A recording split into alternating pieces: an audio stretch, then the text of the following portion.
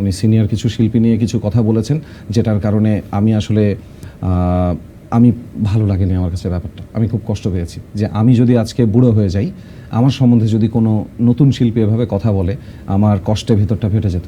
কিন্তু তখন তো তিনি এমনও বলেছেন যে তিনি আসলে ড্রাগ অ্যাডিক্টেড ছিলেন বা ড্রাগসের রিয়াকশনের কারণেই আসলে তিনি এই সব কথা বলেছেন, এবং ড্রাগসের কারণেই কিন্তু তিনি অনেক বছর আসলে এই গানের জগৎ থেকে হারিয়ে গিয়েছিলেন।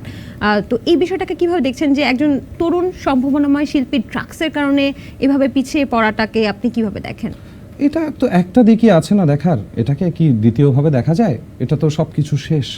বিশেষ করে ড্রাগস বলতে আমি বলবো যেগুলো সিনথেটিক ড্রাগস, হ্যাঁ, অর্থাৎ ফেন্সিডিল, ইয়াবা বা এই ধরনের যেই জিনিসগুলো, যেই ড্রাগগুলো আছে, এগুলো মানুষের চরিত্র নষ্ট করে দেয়। মানে আমি এমনও দেখেছি যে মানে 1000 কোটি টাকার মালিকের মানে কোম্পানির মালিকের সন্তান, সে হচ্ছে আরেক বন্ধুর গাড়ি থেকে পার্টস চুরি করে নিয়ে যাচ্ছে, কারণ বাবা তো তাকে টাকা দিচ্ছে না নেশা করার জন্য, সে এই লেভেলে নেমে চলে আসছে, ড্রাইভারের পকেট থেকে টাকা নিয়ে যাচ্ছে।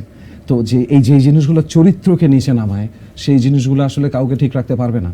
এই যে যার কথা বলছিলেন, সে এত লেজেন্ডারি আর্টিস্টদেরকে নিয়ে এই ধরনের কথা বলেছে, তাহলে ড্রাগসটা তার জন্য আসলে কতটা খারাপ, প্রত্যেকটা মানুষের জন্য কতটা খারাপ। যাদের গান শুনে আমি বড় হয়েছি, তাদেরকে আমি যদি গালাগালি করতে পারি, আমার আর কোনোদিন একটা শব্দ গান গাওয়া উচিত না, আমার ওই অধিকার নেই। অনেকে যে বলে গান গাইলে বাজে নেশা করলে নাকি গানটা ভালো হয়, এরকম কথাও কিন্তু আমরা শুনেছি। আপনি একজন সঙ্গীত শিল্পী, আপনি এই ব্যাপারে কি বলবেন? গান সাধনা না করলে গাওয়া যায় না। নেশা, পুরো পৃথিবীর নেশা আমি দিয়ে দিয়ে একজনকে একটা লাইন গাইতে পারবে না সুরে। সো এগুলো বলে লাভ নেই, কোনো লাভ নেই। গানের সাথে যারা নেশাকে মিলাচ্ছে, আমি ওই বাবা মা ওগুলোকে বলবো, যদি আপনার সন্তান বলে যে গান গাইতে ড্রাগ লাগে, তাহলে তাকে আজকেই রিহ্যাবিলিটেশন সেন্টারে পাঠিয়ে দিন। গান গাইতে গান শেখা লাগে। যে গান শেখে নাই, সে নেশা করে হোক নেশা না করে হোক, যে সাধনা করেনি, সে গান গাইতে পারবে না। আচ্ছা, আপনি সব ধরনের গান শুনেন, আমরা জানি, চেষ্টা করি, চেষ্টা করেন। সেক্ষেত্রে লালনের গানও তো শুনেছেন? হ্যাঁ, আমি ভক্ত। আচ্ছা, তাহলে আমরা আরেকটা গেম খেলি। হ্যাঁ, শিওর, লেটস ট্রাই। আপনার যে কোনো একটা মৌলিক গান ধরে নেন, বাজে স্বভাব, সেটাকে আপনি লালন ঘরানার গাইলে কেমন হতো? এই গেমটা খেলতে চাই। It's a very tough game. এখন ঘটনা হচ্ছে যে বাজে স্বভাবের বা এই ধরনের গানগুলোর তো জনরাই আলাদা, সুরই ভিন্ন। এখন এটা দেখা যাবে যে সুরটা ভিন্ন করে ফেলতে হবে।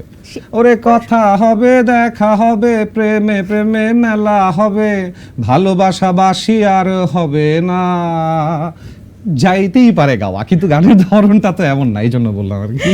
চমৎকার চমৎকার। আচ্ছা, এবার রেডিও ইস্যুতে আসি। মাইক্রোফোন কতটা মিস করেন?